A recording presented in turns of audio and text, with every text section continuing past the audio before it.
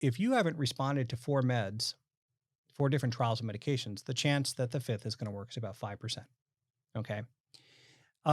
If you receive TMS, the chance that you will respond, depending on which study you look at, is about 66%. Okay. And the chance that you'll be asymptomatic, meaning totally better, is about 40%. Beyond Depressed is a mental health podcast for people who want to know the science behind emerging treatments and if those treatments are right for them or a loved one. New therapies using psilocybin, magnetic stimulation, ketamine, and medical marijuana are bringing people much needed relief. Together, we'll take a deep dive into depression and how therapy, medications, and drugs can help you feel better. Beyond Depressed is hosted by Dr. Jeffrey Grammer. Dr. Grammer is a decorated retired colonel with the United States Army and is currently serving as the Chief Medical Officer for Greenbrook TMS. He has experience in psychiatry, internal medicine, and behavior neurology. The following podcast is for information and educational purposes only and should not be considered official medical advice.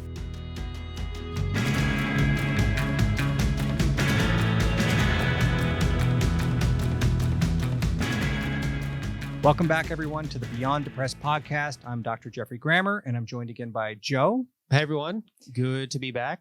So, Joe, I think this is a really important episode because we've already sort of set the stage for, what is depression?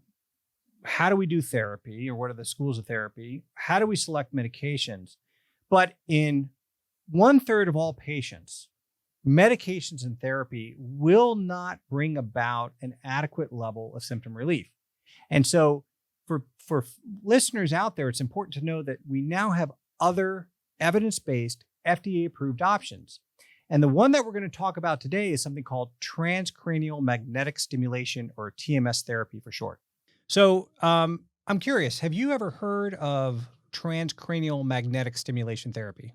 I have, only because I know you.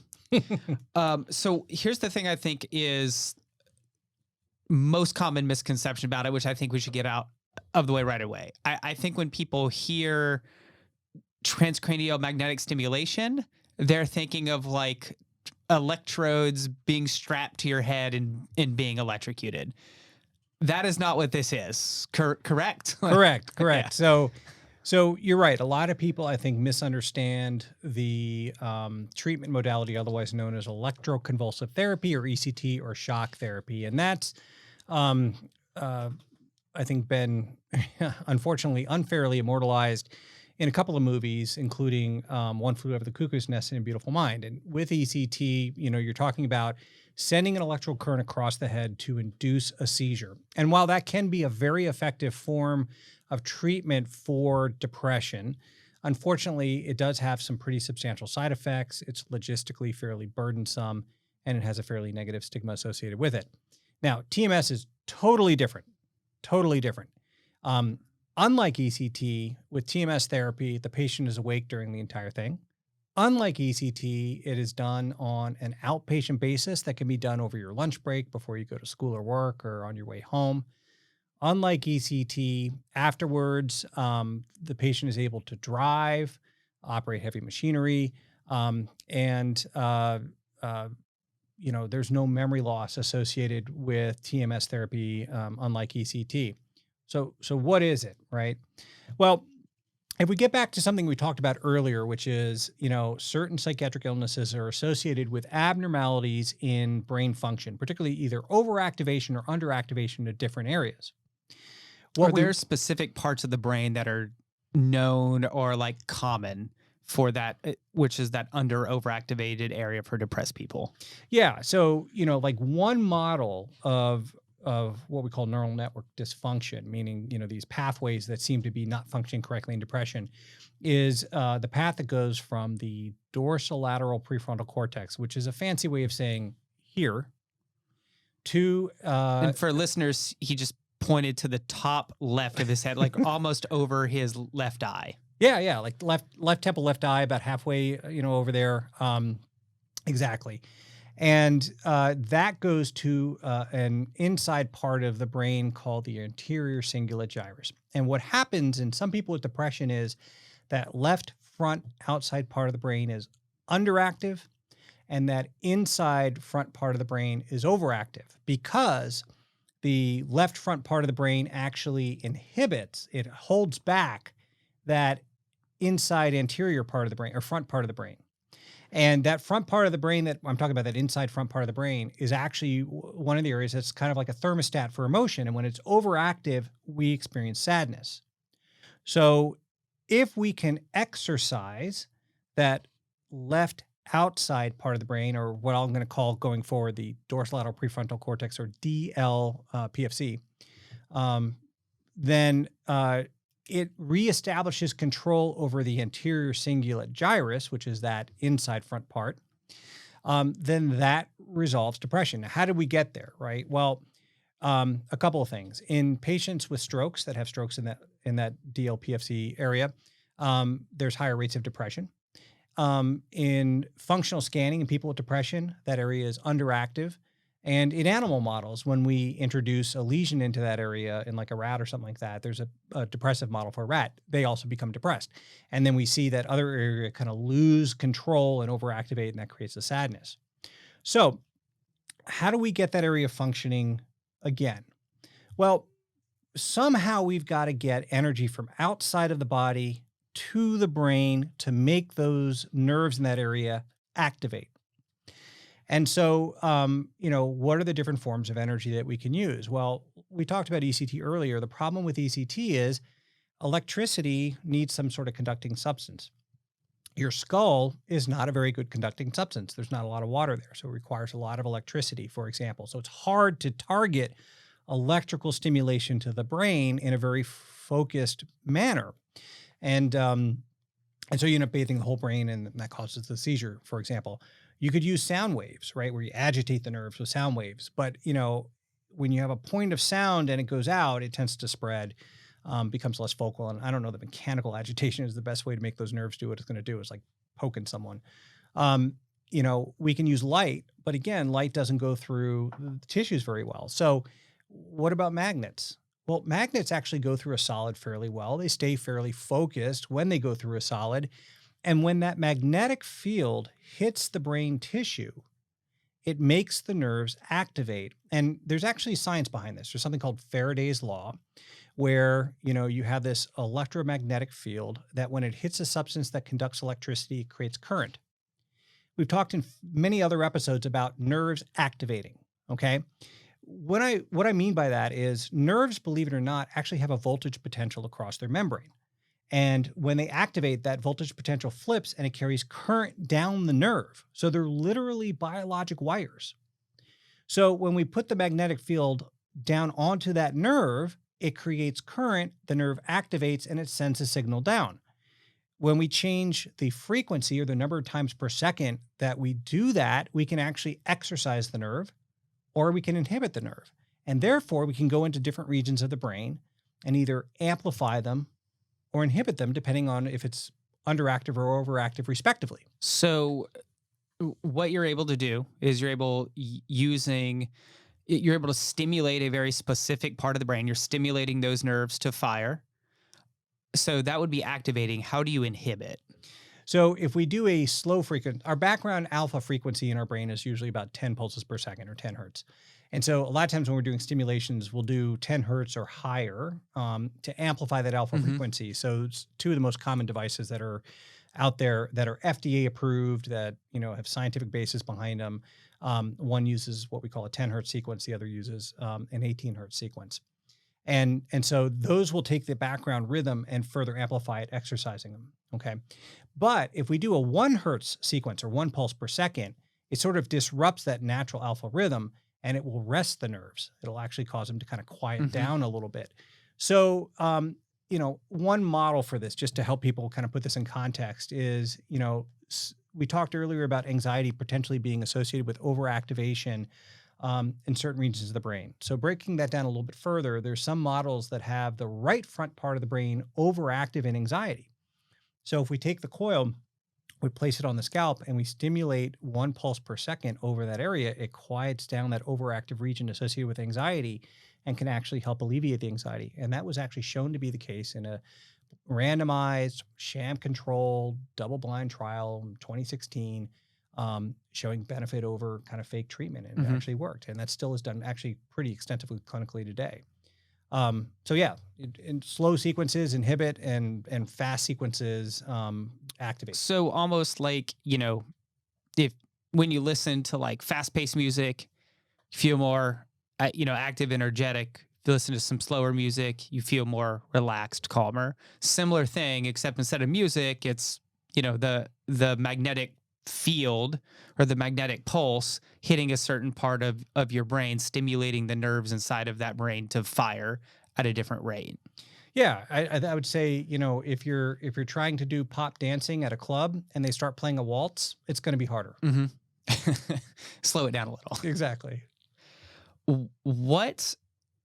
So how was this therapy developed? How did it come about that some scientists or doctors were like, oh, if we pointed magnets right here, we can make people feel better.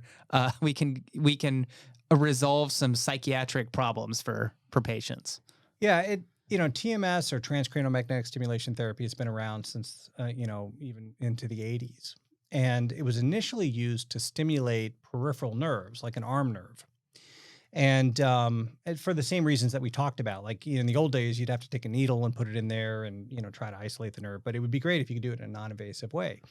And so, indeed, if you take a magnet, a powerful magnet, and then just to be clear, these aren't like refrigerator magnets. These are like MRI 1.5 Tesla field generation magnets, like real things. And so if you do that over the arm, you can actually stimulate things like the radial nerve and make the hand contract and things like that. Well, there was a conference one year and someone said, well, what if we do this over the head? And like a lot of things in psychiatry, I was like, I'll volunteer. That's exactly what happened. So I was like, I'll sit in the chair. Let's try it. And they made the guy's arm twitch. And they're like, whoa, that's really cool. We can stimulate the motor cortex and make the guy's arm twitch. And so that got people thinking like, well, how could we use this in neuropsychiatric illnesses? And then starts this like long history of like, studies that are just kind of, trying to figure out what works. And it's kind of funny because in the old days, they would put this coil on someone's head. They would do a single tap, and that's what it feels like. It feels like someone's just tapping your head, and be like, "Do you feel any better?" And they're like, "No," And so finally, we figured out you have to do like thousands of taps. And so with each treatment, we can do anywhere. Most people do somewhere between 1,980 to 3,000 taps per treatment, and that's usually 20 minutes, give or take, depending on the intervals that people use. And that's what works. So then one of the companies actually did a large double-blind randomized sham control trial. And this is important for listeners to realize because— And when you say sham controlled, that's placebo controlled? Exactly. And so somebody's not getting the actual magnetic pulse. They're just sitting with the device, and they're just kind of sitting there, but they don't know they're not getting the real thing. Right. So there's two ways you can do a sham within TMS. One's passive and the other's active sham. Passive sham, they usually put like an aluminum shield between the magnet and the casing, so the field gets blunted and it never reaches down to the brain. So it makes noise, but you don't feel much. Other people have actually given a low level of electrical current with each pulse, and so you still feel something, but it doesn't stimulate the brain. And, indeed, in both trials, with both a passive and active sham, TMS was shown to be more effective, which was actually really, really cool. And they actually asked the patients in the trial, or the subjects in the trial, do you think you got active or sham? And they guessed wrong. And the operators actually doing the treatment didn't know what the patient was getting. The kind of coil they used in the original one, you just had them lined up on a wall, and you just plug it in, and the computer would tell you wrong coil, and you plug another one in, wrong coil, and you plug one in, and it goes right coil. And then you treat with that one, and you didn't know what you were giving the patient. So when people look at getting a device kind of medical treatment, you need to understand that the FDA didn't used to require that kind of evidence. You could, in the past, be able to do a trial where you just take 100 people, give them TMS, and 40% of them get better. You're like, woohoo, we worked.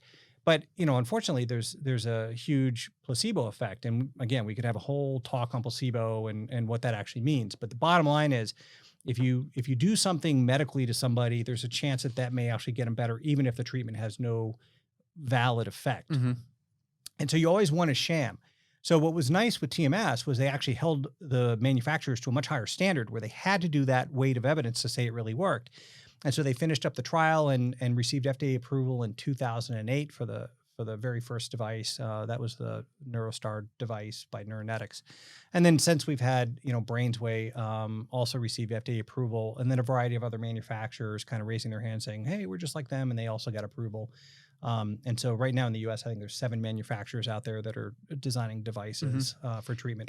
And to be clear for the listeners, these are legitimate, like clinical devices that you're not going to go buy these like on, at Walgreens or on Amazon. These are pieces of medical equipment that need to be used by a doctor, needs to be around to prescribe how it's going to be used. You need medical professionals to oversee what's going on. Like this, like it's a very similar, I would say, to when you go to get like an MRI. Yeah, exactly. And for the same reasons you might not be able to get an MRI, you may not be able to, be an appropriate candidate for TMS. Now, granted, like all things, part of what a good doctor is going to do is help figure out ways to administer treatment to you safely. But, if you have a history of seizures, for example, then there may be an increased risk of developing a seizure in the middle of TMS therapy. That's extremely rare, but it can happen. So if you do have a known seizure disorder, then that's something to definitely let your provider know. If you have metal above the neckline, it's a magnet, right? So the metal can either move or heat up. Usually more commonly heats up. And so that's a factor to consider. That being said, there's a lot of, if you have a pacemaker, for example, it can mess up the pacemaker if you're not careful. So, there are different medical clearances. So it's real important people realize, like, yeah, this is a legitimate device. It sits in an office. It's got its own dedicated electrical outlet. There's a lot of training that goes into how to do the treatment, how to figure out where to give the treatment, and then how to do it safely in someone with their unique medical conditions. So let's talk for a minute about what that therapy looks like. So talk therapy, you go to meet with your therapist, once a week or once every, whatever it is. With antidepressants, you're probably going to take something every day. What is the treatment like for a patient who gets TMS? What does therapy look like? Yeah. So for the very first treatment, you'll come into the center, you sit down in what is literally a dental chair that reclines. And then behind that dental chair is the actual device that sits on what we call a gantry arm, which is just a magnetic lock handle that puts the coil onto the head. And the coil it's about the size of a hairdryer, basically, with a curve on it that sits onto the head. Or in a case of a different device manufacturer, a helmet that sits on the head.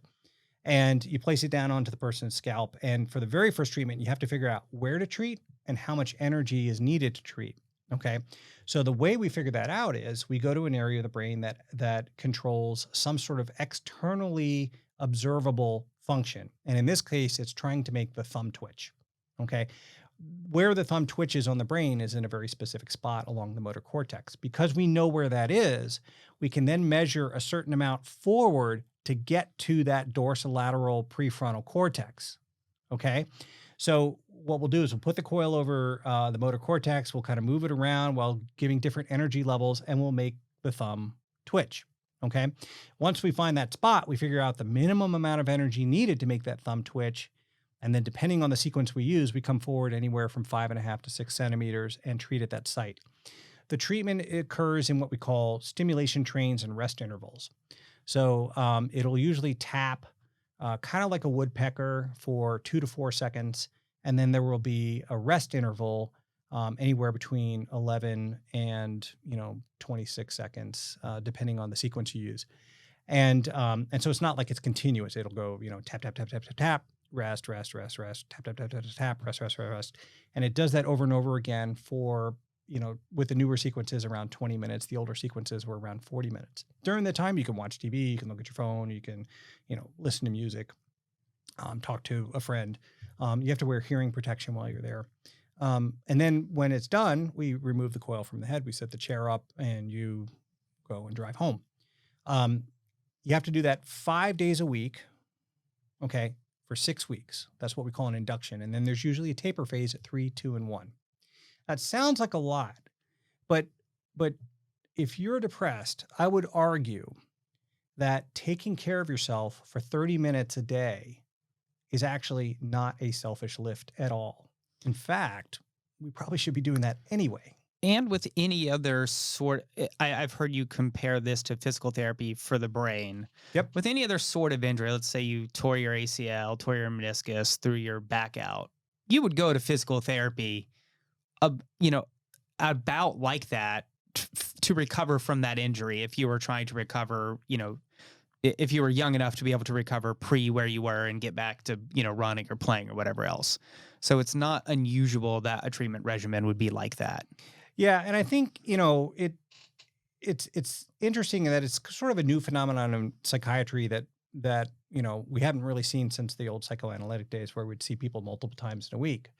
So it can feel a little bit unfamiliar, but once most people start it, they actually find the overall experience to be valuable and enjoyable, to the point that there are a lot of patients who actually are somewhat saddened when they get ready to kind of finish their treatment because they enjoyed coming in and taking 30 minutes for themselves. So yeah, it really isn't nearly as onerous as people think. Now, why is all that important? Well, like we talked about in a previous episode, if you haven't responded to 4 different trials of medications, the chance that the 5th is going to work is about 5%. Okay. If you receive TMS, the chance that you will respond, depending on which study you look at, is about 66%. Okay. And the chance that you'll be asymptomatic, meaning totally better, is about 40%. So if you're playing the odds, once medications and therapy have been shown to not be effective for fully treating your depression, you're much better off going to TMS than trying a 6th or 7th med. Well, what are the side effects of TMS? Why wouldn't somebody after the first medication failure just explore TMS? Well, one is most insurance put sort of conditions on what they would cover TMS for. Now, TMS is covered by almost every insurer out there, including Medicare and Medicaid. And they usually require that you've tried at least 2 medications for them to say, yeah, we'll pay for this for you to get this. Okay. And so that would be one reason why people don't go to it first line, is just to make sure they have insurance coverage. Candidly, I always look at sort of 3 things that are barriers to care. One is awareness, and that is probably the predominant issue, which is why this is such an important sort of episode, if you will. Most of the people just don't even know it's out there, right? And so we want to improve awareness. The other is geographic availability, because you do have to go every day. You need to find a center that's close to where you live. And, there's still sort of an expanding number of centers out there that are trying to fill all the community needs. And then the third one is fiscal viability. Not all TMS providers are astute at taking insurance. And so you need to definitely find a provider if that's what you want to use to pay for it, who will file with your insurance company and is in network with them and so forth. So if you meet those 3 things, I think that it makes it kind of within reach of most people. So eligibility, what is a depression patron? Patron of depression is not what anybody wants to be. A patient of depression that would be a good candidate for TMS. Yeah. So basically, if you have moderate to severe depression, and almost everyone who feels depressed is going to at least have moderate depression. A lot of mild depression is like someone's like, I'm not even sure if I'm depressed.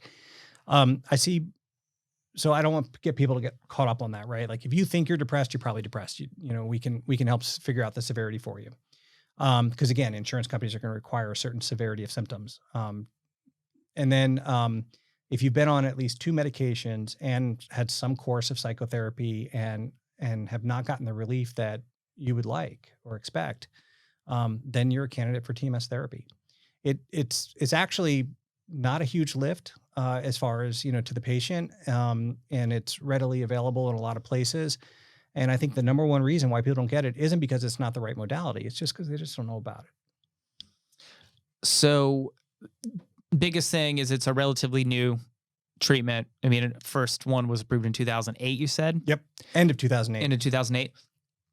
Do you see time in the future where, something like TMS or even some of the things we'll talk about in future episodes are the things people go to first after talk therapy? Well, that's a good question. I think with TMS right now, it's currently been FDA cleared for treatment of depression, obsessive compulsive disorder, and believe it or not, smoking cessation. Now, depression is covered by most major insurance. OCD is covered by a few. Smoking cessation is really, really new, and I'm not aware of any payers paying for that yet, but there's ongoing studies to try to show the cost benefit analysis of that. So hopefully that'll be available to folks. And again, this is a non-drug modality with no systemic side effects because we're not introducing a foreign substance into your body. We're using your body's natural physiology to correct an underlying deficit, right? So I do think that in the future, it will be used more often. We've already seen that, and it's sort of an escalating use over the last decade. But the other thing, and this is why your question I think is intriguing, is it gets back to, the subtypes of depression. And, we're not at a point quite yet where we could say, hey, this is what's wrong in your brain, and therefore you're more likely to respond to TMS than meds. But a lot of work is going into that. Okay. And certainly there are providers out there who are like, hey, I can scan your brain and tell you exactly what's wrong. But I'm telling you right now, at least here in, end of September 2021, like that science doesn't exist yet. It's being done in academic centers. They're working hard at it. But when we get to that point where we can do that sort of functional assessment, we may be at a place where we can say, hey, you need this kind of therapy instead of meds instead. So I think that's coming. It's just a little early to have that be prime time. So for now, unfortunately, it's going to be, didn't get better with meds. Now it's time to move to TMS. Okay. So what is, and I think we'll end up talking about this for the other treatments in future episodes as well. What is the interactivity between antidepressants and TMS? Do you take your antidepressant when you're doing TMS? Do people who have TMS often get off the antidepressants? Does the TMS enhance the effectiveness of the antidepressant? What is the relationship there? Yeah, it's sort of like yes to all, right? And it depends on the individual. In the clinical trials, patients were washed off of all medications when they were treated with TMS therapy, and it worked. So it wasn't like you need to be on an antidepressant for it to be effective. In real life, I think what happens is a lot of people get put on antidepressants, and it works a little bit or some. And if you try to wash them out, a lot of times they feel worse. So I think it can be added as a complement to medications and therapy, not necessarily always as a replacement. But that being said, we have some patients who come in, or I have patients that come in that are like, hey, I have problems taking these meds for whatever, for all kinds of reasons, right? And I don't want to take them. Can I be treated with TMS instead? And the answer is like, yeah, absolutely. Absolutely. Because one of the nice things about TMS is there is a fairly good durability of action. So let's say you come in and that means how long it's effective for. Yeah. So if you come in and I treat you with a full course of TMS, you have a 2/3 chance of staying well for up to a year with no further need for TMS therapy. And if you get retreated and you responded the first time, you have almost a 9 in 10 chance of responding again the second time.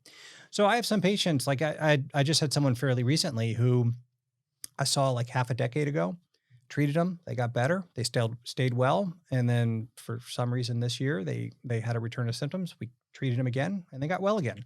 And I'm like, I'll see you in another half decade. And for that particular person, that's all they need. They don't need meds. They don't need talk therapy. They just do that periodically. I have other people that come in that need to get treated more frequently because that's just where their depression's at. And we may treat like every, 3 to 6 months if need be. There are some models where we do intermittent sessions, like what we call maintenance sessions, once every week or so. Not a lot of payers cover that. Some do. But for some people, that becomes like what sustains them and helps them stay well. I see women who, and this gets a little bit more complicated, but I see women who are trying to get pregnant or are pregnant that don't want to take meds during pregnancy. TMS may be an option for them because the magnetic field isn't going to reach the uterus. And antidepressants, most of them can't be taken during pregnancy, correct? Some can. I mean, that's a whole separate thing. That's a good reason for another podcast because Yeah, women can take antidepressants during pregnancy. There are some risks associated with that, but there's also a lot of risk associated with being depressed while you're pregnant. So you have to weigh the risks and benefits. Depends on the severity and which antidepressant they need to be on. Some are safer than others.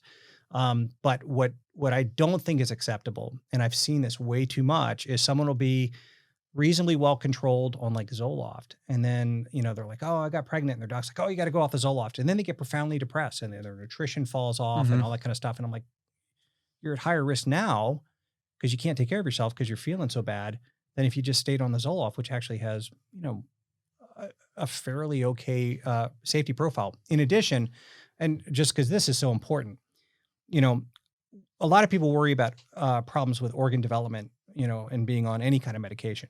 Well, your organs develop by the by the first trimester, the end of Mhm. the first trimester, or first 3 months. And so for some people, you're like, okay, let's take you off for the just beginning of the pregnancy here, but in the second trimester, let's get it back on. And then usually a couple weeks before they're going to deliver, you can say, all right, let's take it off again. And that can dramatically improve the safety profile without necessarily the complete sacrifice of like, hey, we're going to do nothing while Mhm. you're pregnant. But in the meantime, TMS, like, while indeed I can't show a study that has 10,000 people, the laws of physics Probably would, still apply to yeah, pregnant women. just Yeah. like make it hard to understand how it could have a negative effect. And there are some studies that show that when you do treat with TMS, it doesn't affect sort of endocrine function, all the things that we are concerned about in pregnancy. So it does seem to be reasonably safe as another option for people.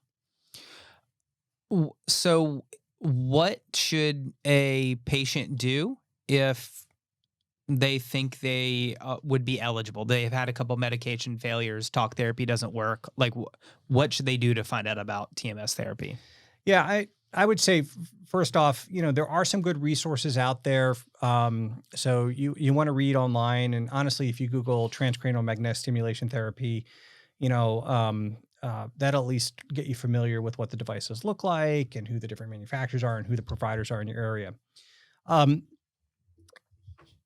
the other thing is to make sure that you ask. I mean, it's kind of interesting because I see patients honestly just about every day who never ask their provider, "Hey, is there anything besides these meds?"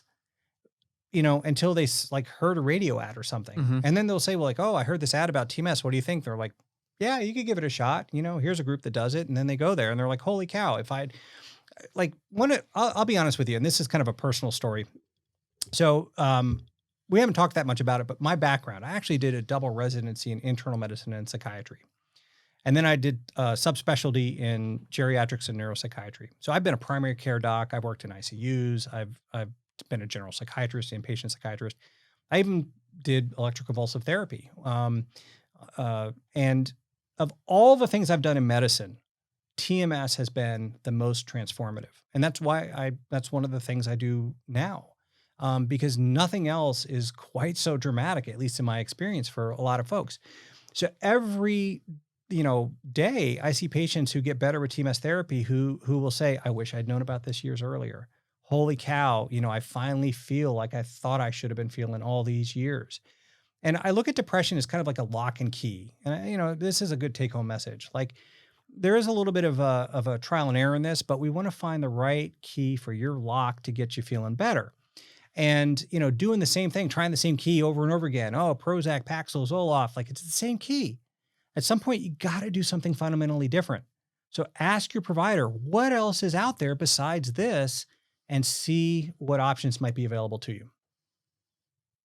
And I mean, that's a good close. I think we're about out of time. So tell the listeners a little, what do you have coming up in the next few episodes? Because just like TMS, there's actually a number of emerging treatments and available treatments for depression that aren't antidepressants and talk therapy. Yeah, absolutely. So we're also going to be talking about ketamine, and the nasal form of that is called Spravato. And that's FDA cleared now for treatment of, depression. We're also going to talk about psilocybin. While it's not FDA cleared yet, there are several manufacturers that are beginning to pursue what we call phase 3 trials, which is sort of the end stage of proving that those compounds work for depression. And I will tell you, I mean, that'll be an interesting episode because the high dose psilocybin treatments have quite a dramatic narrative associated with those that are pretty exciting to talk about. And we'll also be talking about medical marijuana. And, I think while not necessarily preferred treatment for depression, it may be helpful for folks with anxiety and with pain and other conditions. And, we want to make sure that we help people understand the best ways to take that and consume that for their medical needs. So some really exciting stuff coming up. So we encourage our listeners to continue, tuning in. I do want to thank everyone for joining today. And again, please make sure you're asking your providers, hey, if this isn't working completely, what else can I do? Google transcranial magnetic stimulation therapy. I want to thank Joe, you joining again, and appreciate your Happy questions. To be here. Thank you. Stay tuned.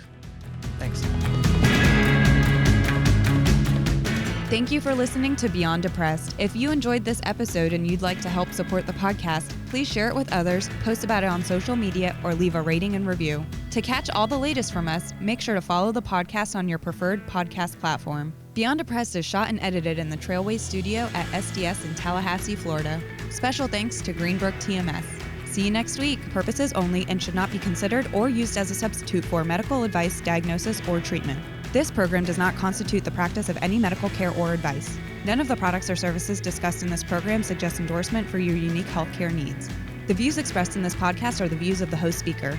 Therefore, we advise listeners to always seek the advice of a physician or other qualified healthcare provider with any questions regarding personal health or medical conditions. If you have or suspect that you have a medical problem or condition, please contact a qualified healthcare professional immediately. If you are in the United States and are experiencing a medical emergency, please call 911 or call for emergency medical help on the nearest telephone.